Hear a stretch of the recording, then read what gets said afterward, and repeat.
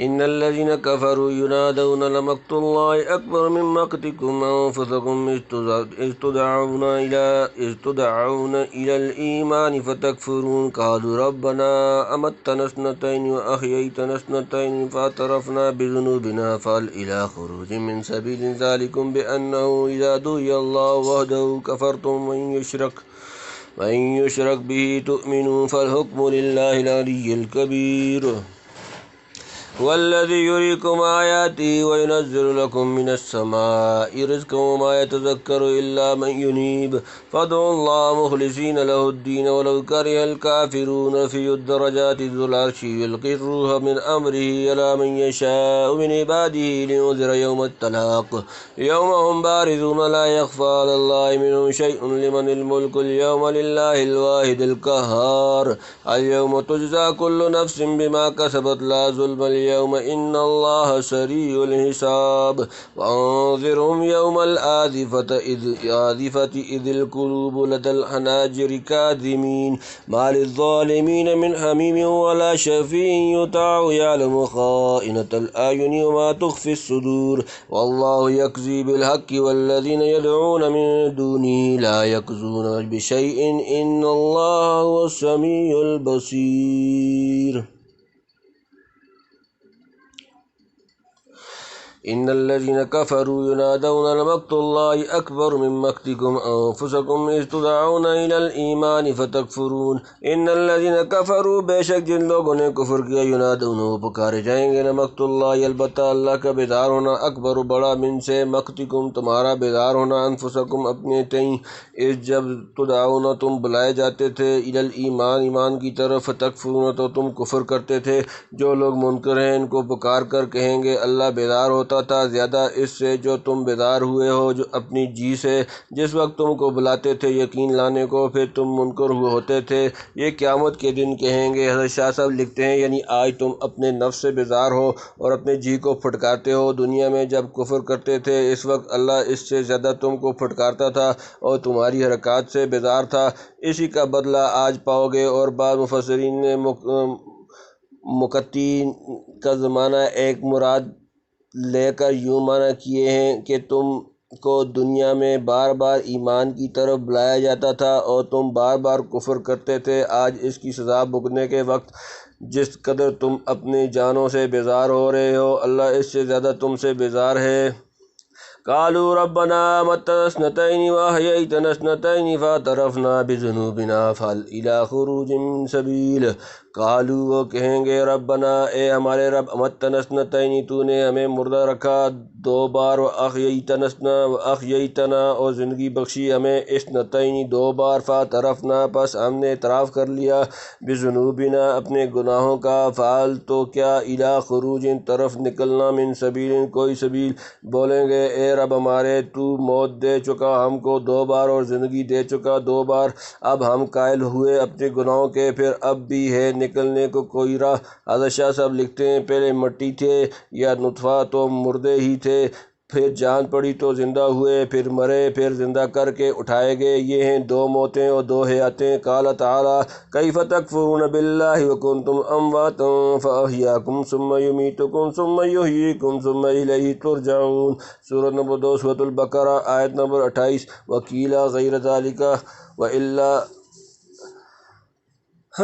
والاظہر ہوا ھذا، یعنی انکار کیا کرتے تھے کہ مرنے کے بعد پھر جینا نہیں، نہ حساب کتاب ہے نہ کوئی اور قصہ ہے، اسی لیے گناہوں اور شرارتوں پر جری ہوتے تھے۔ اب دیکھ لیا کہ جس طرح پہلی موت کے بعد آپ نے ہم کو زندہ کیا اور عدم سے نکال کر وجود عطا فرمایا، دوسری موت کے بعد بھی پیغمبروں کے ارشادات کے موافق دوبارہ زندگی بخشی، آج باس بعد الموت کے وہ سب مناظر جن کا ہم انکار کیا کرتے تھے سامنے ہیں، اور بجز اس کے چارہ نہیں کہ ہم اپنی غلطیوں اور خطاؤں کا اعتراف کریں، یعنی افسوس اب تو بظاہر یہاں سے چھوٹ کر نکل بھاگنے کی کوئی راہ نظر نہیں آتی۔ یہاں آپ قادر ہیں کہ جہاں دو مرتبہ موت و حیات دے چکے ہیں، تیسری مرتبہ ہم کو پھر دنیا کی طرف واپس بھیج دیں تاکہ اس مرتبہ وہاں سے ہم خوب نیکیاں سمیٹ کر لائیں۔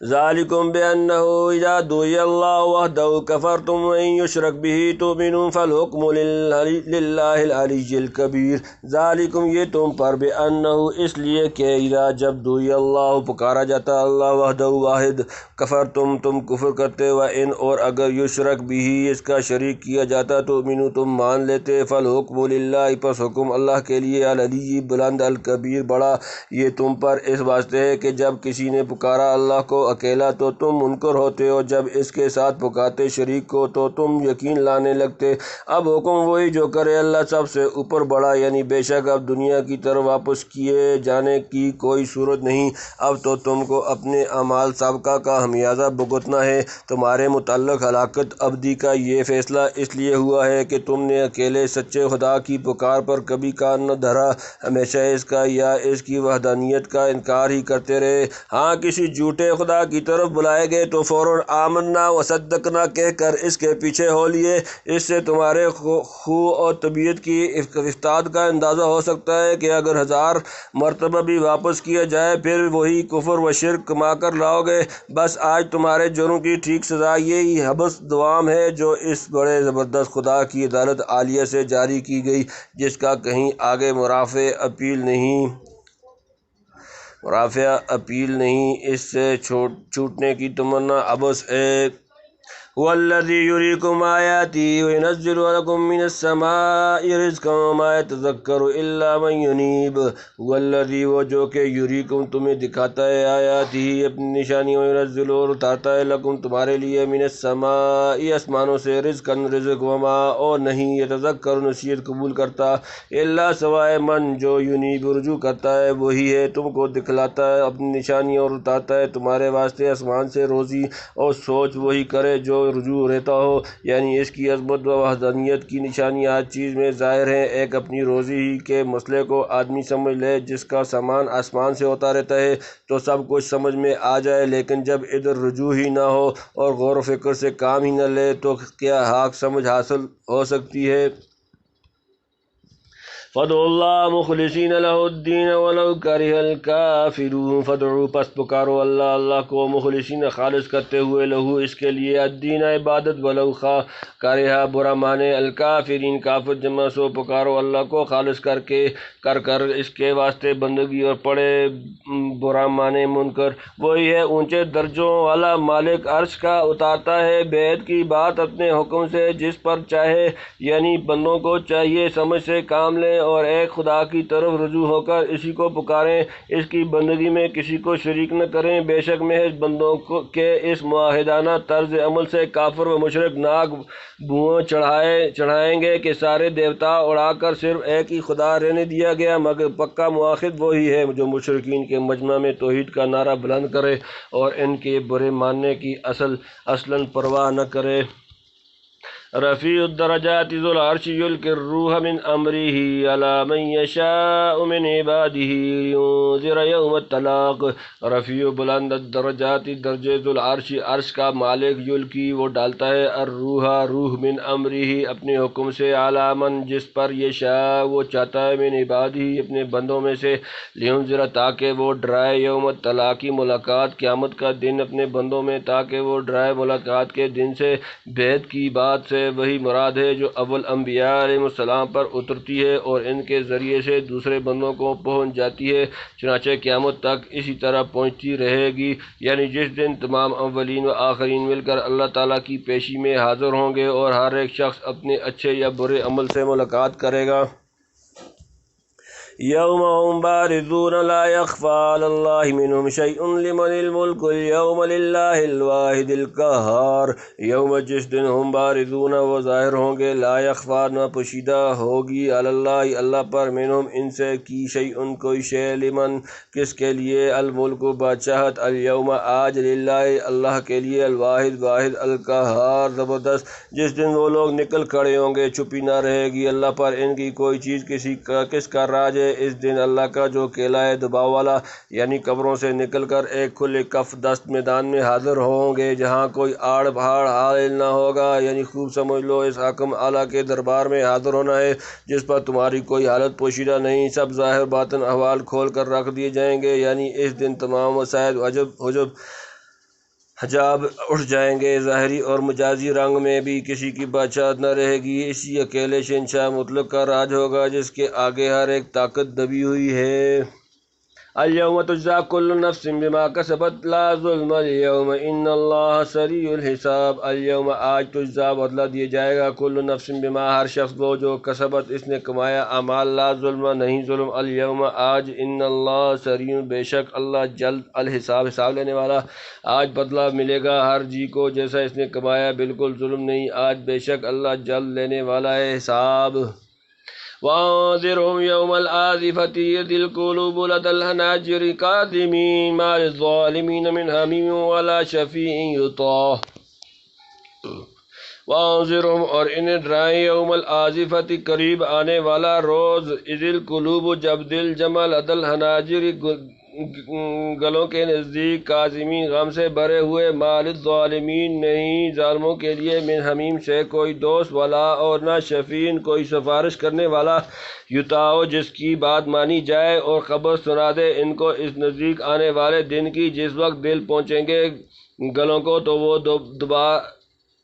رہے ہوں گے، کوئی نہیں گناہ گاروں کا دوست اور نہ سفارشی کے جس کی بات مانی جائے، یعنی خوف اور گھبراہٹ سے دل دھڑک کر گلوں تک پہنچ رہے ہوں گے، اور لوگ دونوں ہاتھوں سے ان کو پکڑ کر دبائیں گے کہ کہیں سانس کے ساتھ باہر نہ نکل پڑیں، یعنی ایسا کوئی سفارشی نہیں ہوگا جس کی بات ضرور ہی مانی جائے، سفارش وہی کر سکے گا جس کو اجازت ہو، اور اسی کے حق میں کرے گا جس کے لیے پسند ہو۔ یعلم خائنۃ الاعین وما تخفی الصدور، یعلم وہ جانتا ہے، خائنۃ الاعین آنکھوں کی خیانت، وما تخفی اور جو چھپاتے ہیں، الصدور سینے، وہ جانتا ہے چوری کی نگاہ اور جو کچھ چھپا ہوا ہے سینوں میں۔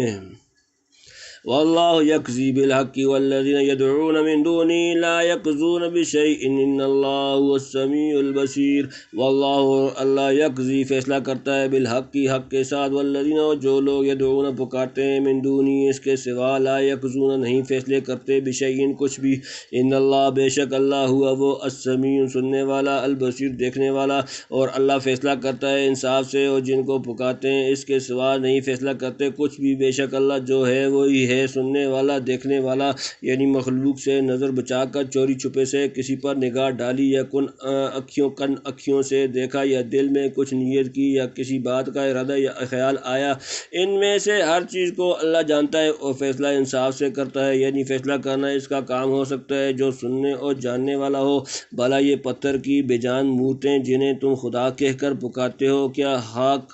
فیصلہ کریں گی؟ پھر جو فیصلہ بھی نہ کر سکے وہ خدا کس طرح ہوا؟